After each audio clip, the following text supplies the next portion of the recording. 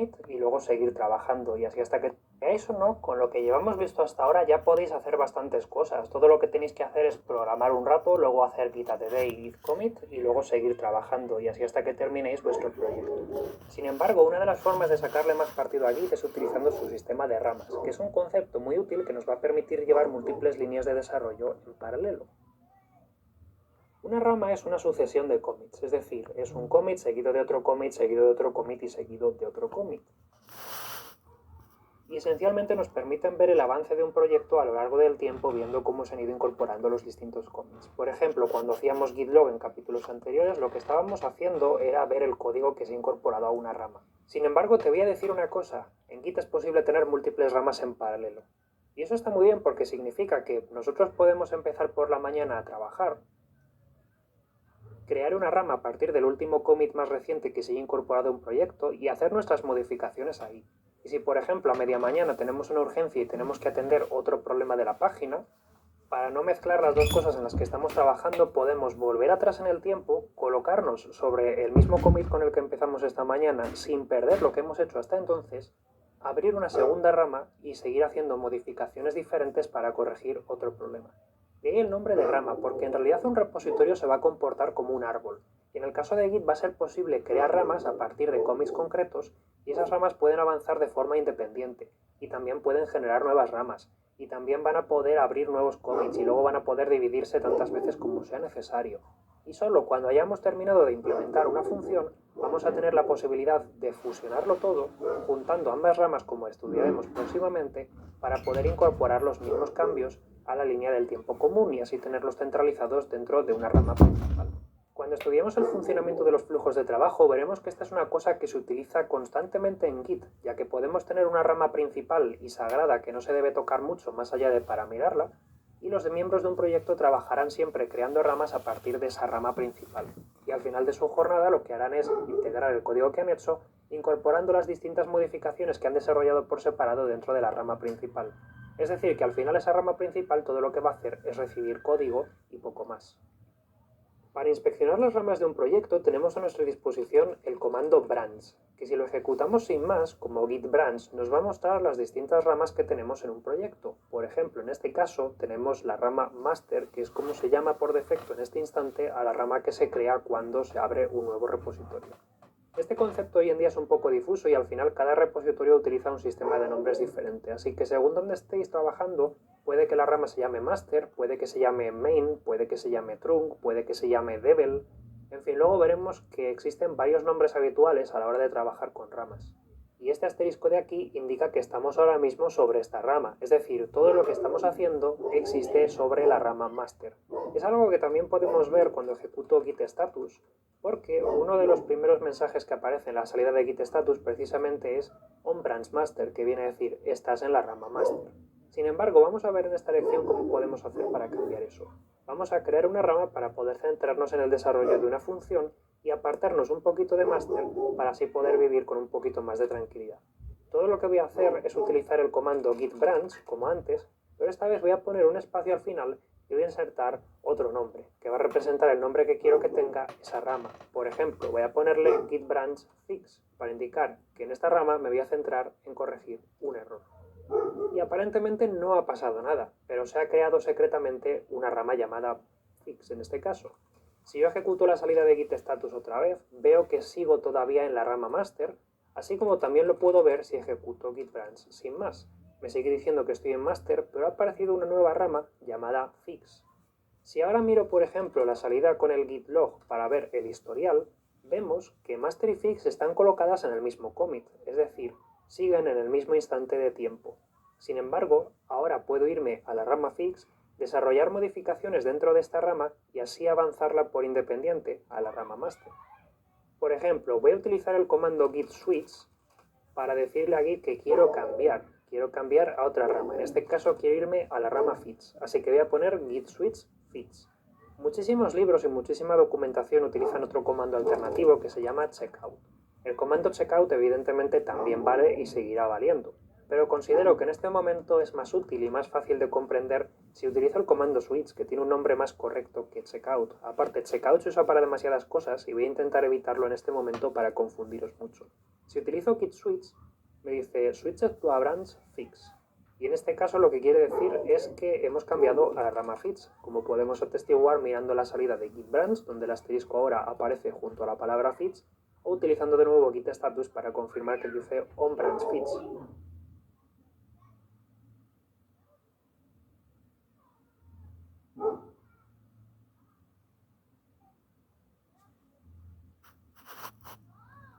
Para practicar todo esto de las ramas y los distintos saltos entre una rama y otra, vamos a ver este ejemplo práctico que nos va a ayudar bastante. Aquí he hecho una serie de modificaciones y de hecho para poder verlas mejor voy a poner Visual Studio Code en modo vertical más que en modo horizontal.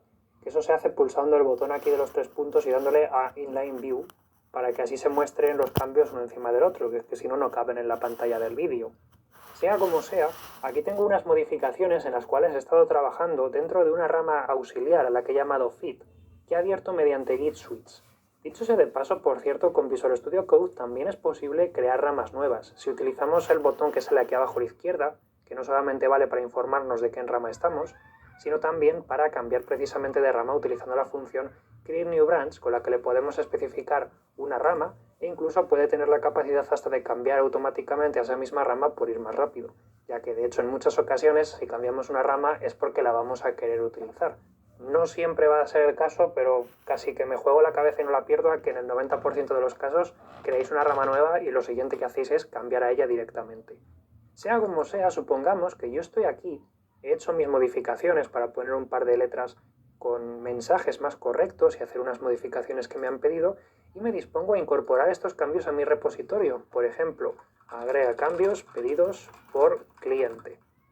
Una vez que he hecho mi commit, este es el estado de mi proyecto. Tengo una rama en la cual tenemos los cambios que se me han pedido, ¿vale? Y luego otra rama, que es la rama origen, que en este caso para este repo se llama trunk, que contiene otra serie de modificaciones. Vamos a inspeccionar a través de una terminal integrada exactamente en qué consisten estas modificaciones y cuál es el estado actual de nuestro proyecto cuando hacemos git log. Si yo lo inspecciono, lo que me encuentro es que tengo dos commits aquí. En el primero se va a mostrar git feed porque justo es el que tengo ahora mismo en pantalla, por eso pone git, y también feed porque es donde está la rama feed, que es justo el commit que acabo de hacer. Ahora bien, imaginemos que tengo varias ramas y que esas ramas pueden estar avanzadas. Bueno, pues puede ocurrir que haya más commits que muestren también un identificador de rama. En este caso aparece trunk aquí porque trunk se encuentra en el commit anterior, es decir, dentro de trunk todavía no está el cambio que yo he hecho, puesto que me he venido a trabajar a feed. Pero lo bonito de Git es que es posible tener múltiples líneas de trabajo paralelas y es posible cambiar de una a otra utilizando el comando switch para cambiar de rama. Por ejemplo, si utilizo git switch para regresar a la rama trunk, va a ocurrir una cosa muy interesante. Si ahora vuelvo a ejecutar git log, vemos por la salida que solamente existe un único commit. Es como si hubiese desaparecido el cambio que acabo de hacer. Es más, voy a volver a minimizar un momento la terminal para que podamos ver por pantalla que ha desaparecido el texto, que, bueno, de hecho ni siquiera sé dónde está, ha desaparecido el texto que he escrito antes. Yo aquí había escrito una cosa hace un momento y parece que ya no está. Eso ocurre porque como he regresado a la rama trunk, todo mi código fuente que hay en esta carpeta ha regresado al estado en el que estaba el código en la rama trunk. Mi commit no se ha perdido, lo que pasa es que está en otra rama diferente. Si vuelvo a hacer git switch y regreso a la rama que no me acuerdo cómo se llama, pero por suerte con Code también lo podemos hacer de forma visual, veremos que automáticamente cambia otra vez porque es lo que había en esta rama, ¿vale? Entonces todo el rato con git switch podemos ir cambiando de rama e incluso podemos tener múltiples modificaciones en paralelo. Por ejemplo, imaginemos que ahora quiero crear una rama nueva y esta rama la vamos a llamar feeds porque justo en este instante me escriben y me dicen, oye, tenemos un problema porque el menú de navegación no lleva al enlace al que tiene que llevar. Y digo, vale, es correcto. Voy a hacer aquí un cambio, por ejemplo, en este href que se llame products, vamos a llamarlo products. La verdad es que es una plantilla que me he bajado de internet, o sea que evidentemente aquí estoy improvisando un poquito. Y vamos a hacer esa corrección, ¿vale? Sí, cambio de rama, por supuesto, que ahora que lo pienso no lo he hecho. Vamos a hacer git checkout feeds, ¿vale? Menos mal que esto te avisa de que estoy en trunk, porque está a punto de comitear donde no toca. Una vez que estamos aquí, yo lo que voy a hacer es incorporar esas modificaciones al commit y voy a poner corrección, ¿vale? Para poder simplificarlo un poquito. Entonces, ¿qué es lo que va a ocurrir ahora? Voy a esconder esto para que podamos verlo mucho mejor. Tengo ahora varias líneas del tiempo, ¿vale? Como podemos atestiguar si vuelvo a hacer git log. En este caso estoy en la rama fix, ¿vale? ¿Por qué? Porque contiene los últimos cambios que he hecho y pone además head porque es justo donde estoy en este momento. Fix es otra rama que sucede a trunk, ¿vale? Porque es la rama en la que estaba antes de crear fix. Pero no se va a mostrar lo que hice antes, porque en realidad existe múltiples ramas, ¿vale? Una contiene feed que tiene una serie de cambios y otra es feeds que tiene otra serie de cambios también diferentes, pero son múltiples líneas de trabajo paralelas.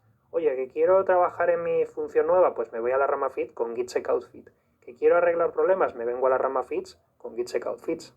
Pero yo puedo llevar múltiples líneas de trabajo y todo lo que tengo que hacer es ir cambiando entre una y otra para poder incorporar esas modificaciones al estado en el que se encuentra ahora mismo mi directorio y así poder ver qué es lo que hice en cada momento. Fijaros que como acaba de cambiar a la rama feed, esto vuelve a regresar al texto que yo había metido hace un rato y la corrección de bug que había hecho desaparece, porque es como cambiar a otro universo. Imaginadlo como si tuviésemos universos paralelos.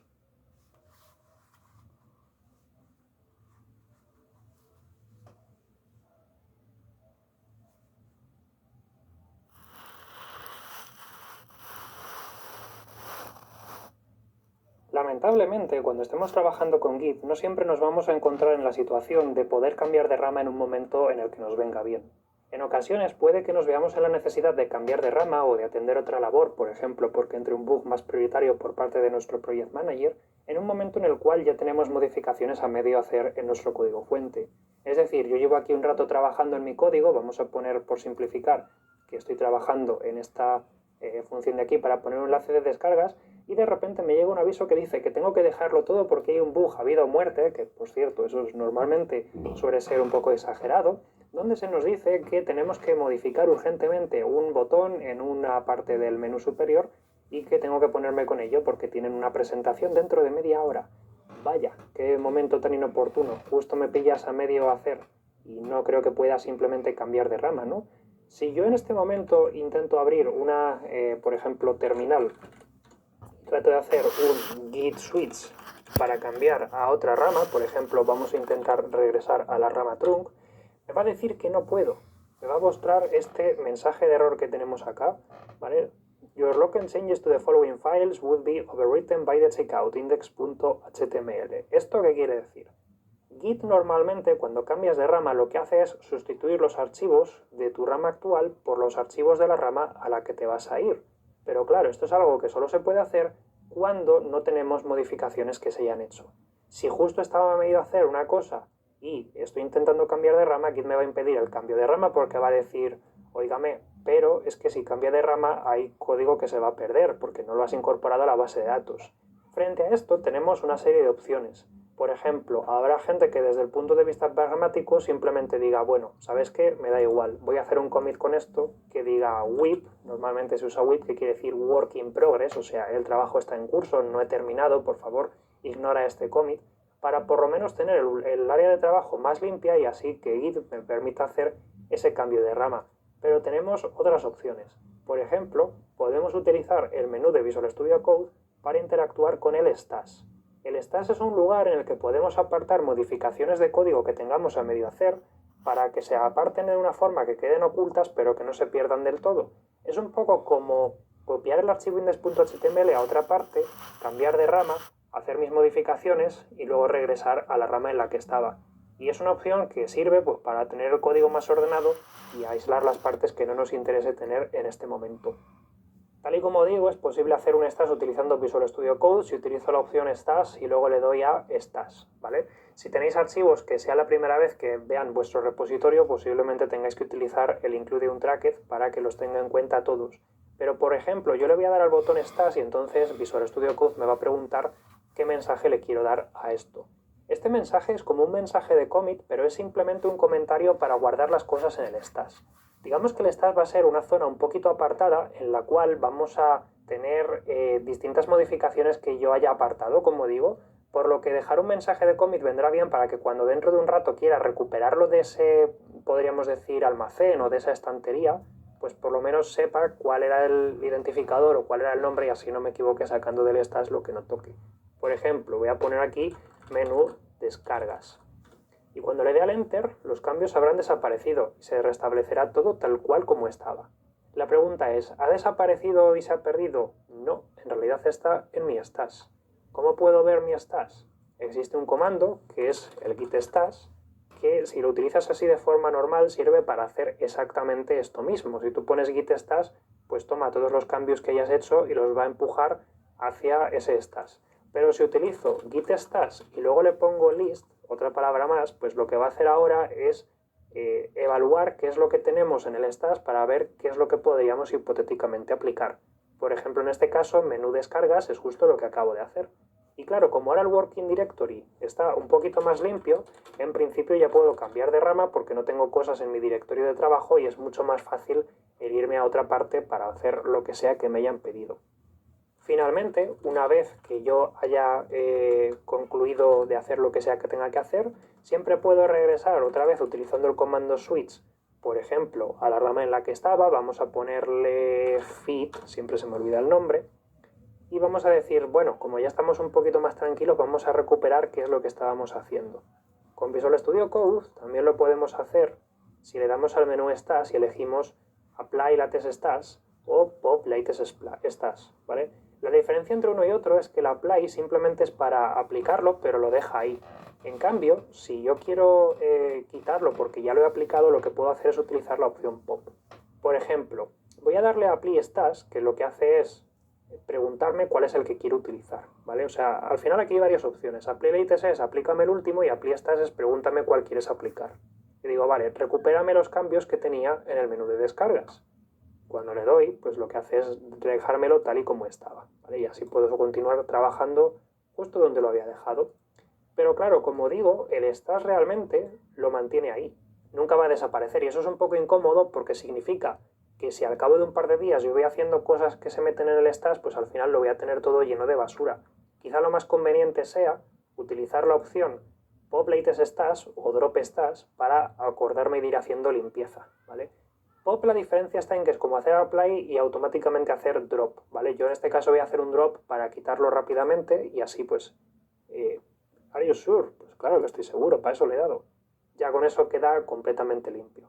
Pero recordad siempre que si tenéis el espacio de trabajo con cambios, no podéis cambiar de ramas si la rama a la que os vais también introduce modificaciones dentro de ese archivo, porque Git lo que va a hacer es impedir que perdáis modificaciones debido a estos cambios inesperados.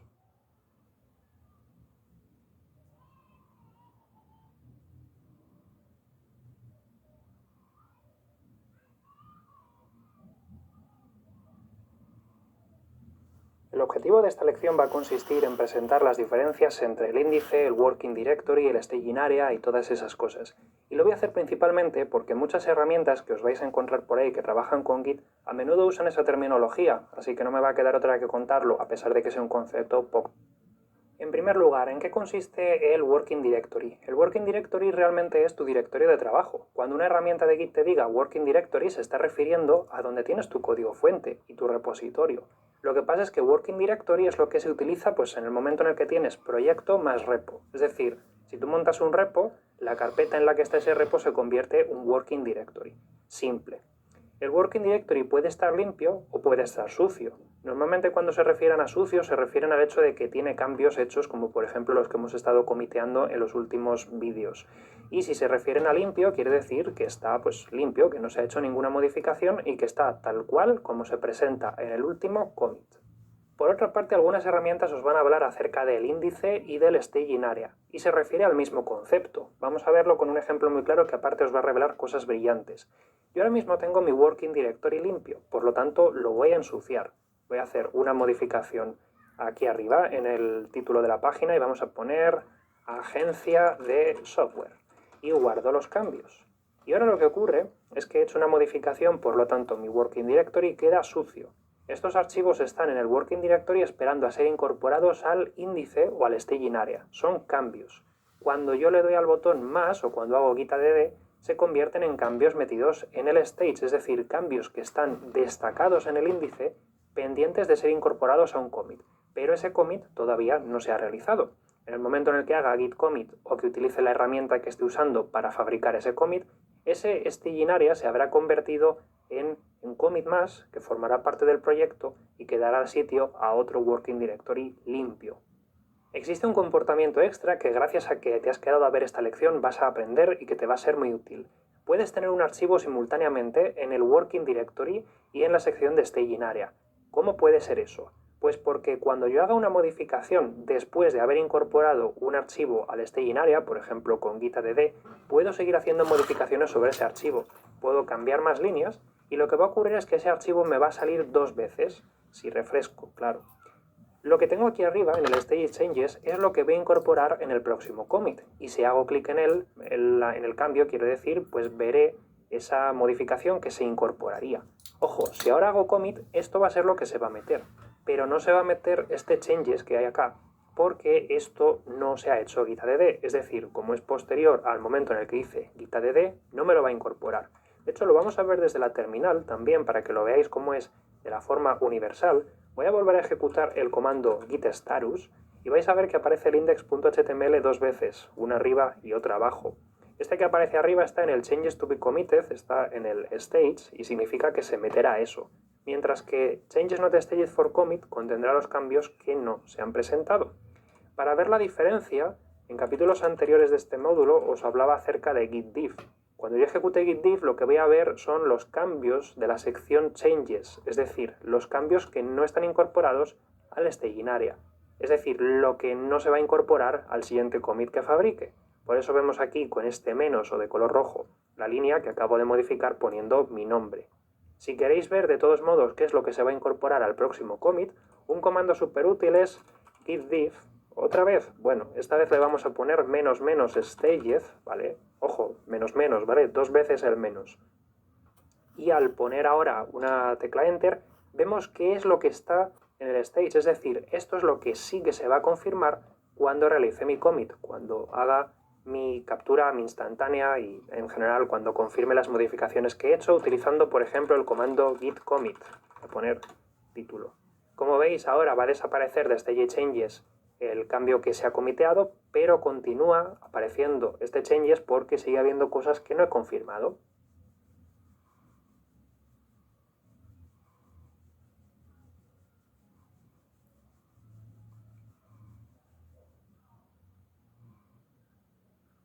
En muchos lenguajes de programación, el funcionamiento a la hora de programar es escribir código fuente y utilizar algún tipo de herramienta que genera código objeto o que genera código transpilado según la tecnología.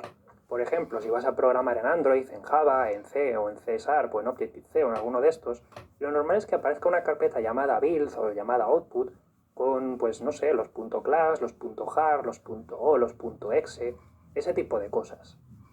También, por ejemplo, si estás trabajando en proyectos de desarrollo web, es posible que tengas una carpeta como por ejemplo la carpeta dist, donde cuando compiles a través de Webpack o de Vite o de Bit o de alguna de estas tecnologías parecidas, pues se genere código minificado o código que ha sido transpilado desde TypeScript a JavaScript, por poneros un ejemplo. Entonces, en algunas ocasiones nos vamos a encontrar que ese tipo de directorios van a aparecer como cambios que nos ofrece insertar. También aquí es muy interesante ver cómo algunos archivos del sistema, como por ejemplo .dsstore en macOS o thumps.db en Windows, de vez en cuando van a conseguir colarse en nuestro working directory y nos va a proponer introducirlos. Y va a poner el ejemplo con desktop.ini, pero desconozco si hoy en día Windows sigue haciendo. De cualquier modo, puede haber gente que para no complicarse la vida haga un add masivo e incorpore todos estos cambios y los meta dentro del repositorio. Pero ¿sabías que no lo necesitas? En primer lugar, los archivos .dsstore son archivos internos de tu ordenador que están pensados para que se utilicen por tus herramientas de software. Y con dsstore también voy a incluir a thumps.db y todas esas. Son archivos que crea tu sistema operativo cuando estás utilizando el sistema de ventanas, por ejemplo, para guardar cosas como el tamaño de la ventana, dónde estaba, si tenías filtros, cómo ordenar esa carpeta. Son solamente metadatos que se usan para que cuando abras otra vez esa carpeta con la interfaz de usuario se vea tal y como estaba la última vez que la miraste.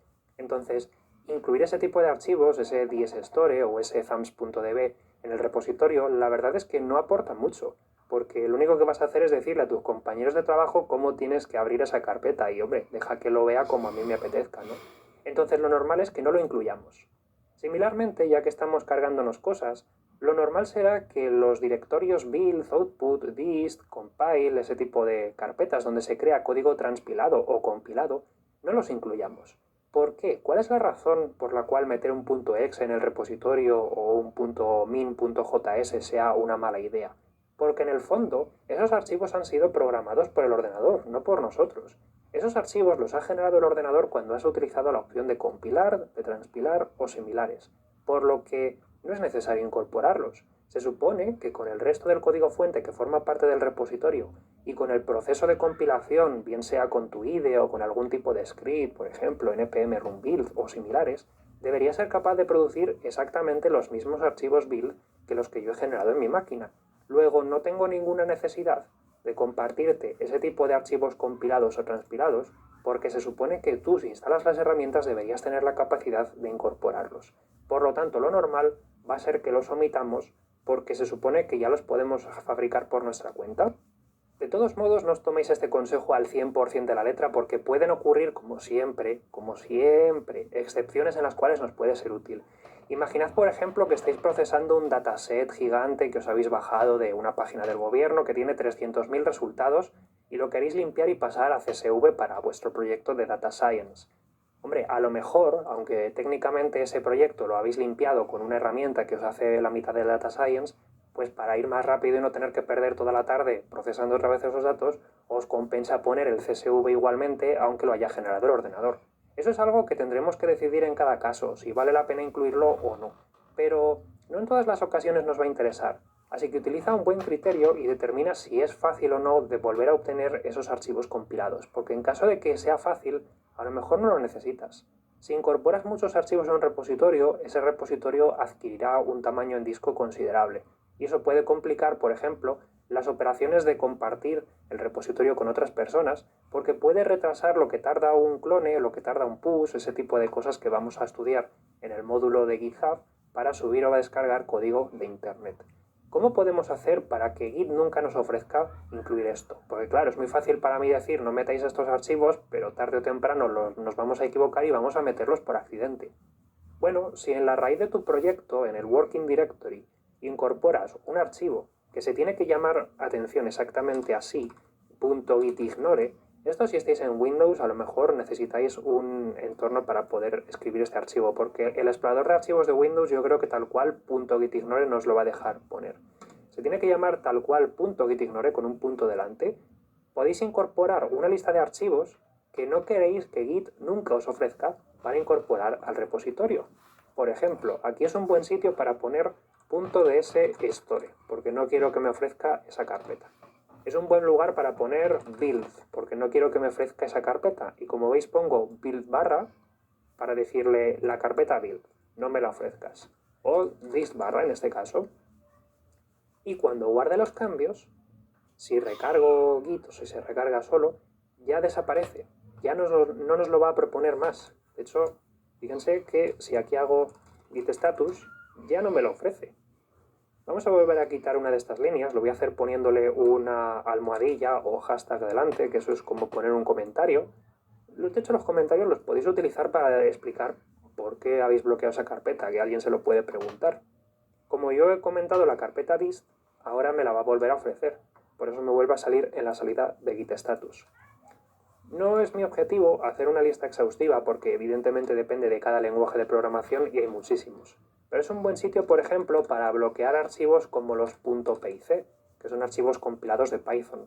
Si le pongo un asterisco delante, lo que quiero decir es cualquier nombre que termine en .pic. Es un poco como cuando haces regex en un lenguaje de programación. O si quiero bloquear todos los archivos .db o todos los archivos .env, incluyendo el .env, que, ojo, cuidado, de hecho este es uno de los mejores ejemplos, no subáis el .env a un repositorio, por favor, que luego os roban las contraseñas y nos llevamos las manos a la cabeza. Pues el .env es el típico que habría que poner en el git ignore, por ejemplo. Con esto lo que vengo a decir es, cualquier archivo que termine en .env, déjamelo fuera. En general podéis utilizar este tipo de expresiones para fabricaros vuestros propios árboles de exclusión, pero no está mal de vez en cuando que le echéis un vistazo a lo que estáis incorporando y que no vayáis muy deprisa, por si acaso aparecen extensiones nuevas, yo que sé, que dentro de 2 días te des cuenta que tienes que bloquear los .exe, por ejemplo.